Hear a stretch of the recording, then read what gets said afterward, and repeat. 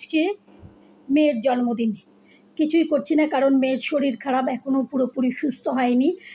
আর বোনটাও একটু ব্যস্ত, এর জন্য কিছুই করা হয়নি। কিন্তু মেয়েটাও দেখছি সন্ধ্যার পর থেকে খুব মন খারাপ করছে। এখন সে 4 বছর আগের এই হ্যাপি বার্থডে লেখাটেখিগুলো সব খুঁজে বের করে ঘণ্টাখানেক ধরে আমি একা একা বসে এগুলো সব সাজালাম, শুধুমাত্র আমার মেয়েটার যাতে দেখলে খুশি হয়, মনটা ভালো থাকে।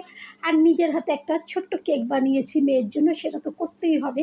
যদি সবসময় কেক বানাই আর জন্মদিন উপলক্ষে যদি কেক না বানাই, এমনিতেই আমার মেয়েটার মনটা খারাপ হয়ে আছে।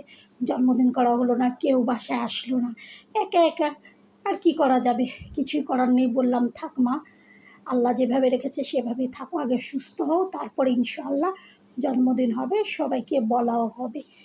এই হলো আজকের আমার মেয়ের বার্থডে ডেকোরেশন। একটু পরে কেকটা এনে মা মেয়ে দুজন বসে বসে কেকটা কাটবো আর খাবো।